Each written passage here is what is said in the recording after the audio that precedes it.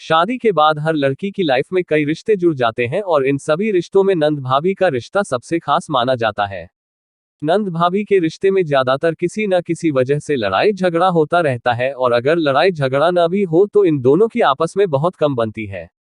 दरअसल इसके पीछे मधुश्रावणी की एक कथा मिलती है जिसकी वजह से नंद भाभी के बीच नोक झोंक के रिश्ते का आधार बताया जाता है। आइए जानते हैं इस कथा के बारे में।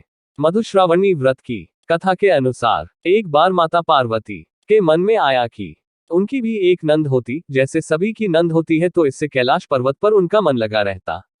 लेकिन भगवान शिव तो अजन्मे थे, उनका न तो कोई माता पिता था और न ही भाई बहन के होने का सवाल उठता। यह बात माता पार्वती अपने मन में रखकर बैठ गई, लेकिन भगवान शिव तो अंतर्यामी थे। उन्होंने माता पार्वती के मन की बात जान ली और अनजान बनकर बार बार पूछते रहे कि आखिर तुम्हारे मन में चल क्या रहा है, अगर कोई समस्या है तो बताओ। बार बार भगवान शिव के पूछे जाने पर माता पार्वती ने कह दिया कि काश जैसे सबकी नंद होती है वैसे मेरी भी नंद होती तो उनके साथ हंसी मजाक करती, जिससे उनका मन भी लगा रहता। भगवान शिव ने कहा कि नंद तो तुम्हारी आ जाएगी, लेकिन क्या तुम नंद के साथ रिश्ता निभा पाओगी? कहीं अगर दोनों के बीच नहीं बनी तो क्या होगा? पार्वती जी ने कहा कि आखिर नंद से मेरी क्यों नहीं बनेगी, मैं नंद भाभी के रिश्ते को अच्छे से निभा लूंगी। फिर क्या था, भगवान शिव ने अपनी माया से एक देवी को उत्पन्न कर दिया। भगवान शिव ने जिस देवी को उत्पन्न किया वह देखने में काफी मोटी थी और उनके पैरों में बड़ी बड़ी मोटी दरारें थी। भगवान शिव ने कहा कि यह तुम्हारी नंद है और इनका नाम असावरी देवी है।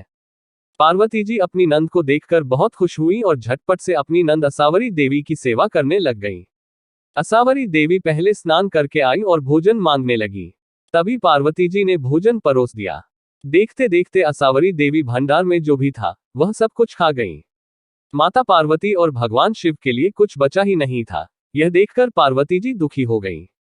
पार्वती जी ने फिर अपनी नंद को पहनने के लिए नए वस्त्र दिए तो असावरी देवी के लिए उनके वस्त्र छोटे पड़ गए, क्योंकि असावरी देवी मोटी थी। पार्वती जी परेशान हो गईं, उनको तो ऐसी नंद चाहिए थी जिनके साथ वह हंसी मजाक कर सके।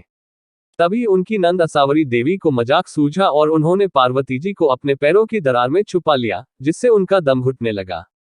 भगवान शिव ने माता पार्वती के बारे में असावरी देवी से पूछा कि आखिर पार्वती कहाँ है, तो उन्होंने झूठ बोल दिया कि वह नहीं जानती कि आखिर पार्वती जी कहाँ है।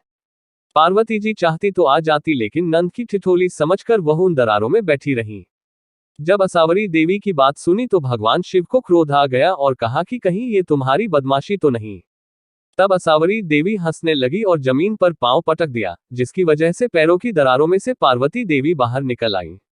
पार्वती जी अपनी नंद की हरकतों से परेशान हो गईं और भगवान शिव से कहा कि आप जल्दी से नंद को ससुराल भेज दीजिए, मुझसे बहुत बड़ी गलती हो गई है नंद की चाह रखकर। भगवान शिव ने असावरी देवी को कैलाश से विदा कर दिया। भगवान शिव ने कहा कि पार्वती जी यह तो मेरी माया थी, आप में संतुष्टि का भाव खत्म हो रहा था, जिसकी वजह से मैंने यह माया रची। लेकिन तभी से संसार में नंद भाभी का रिश्ते में नोक झोंक की परंपरा शुरू हो गई। अगर वीडियो पसंद आया हो तो चैनल को लाइक शेयर और सब्सक्राइब करें।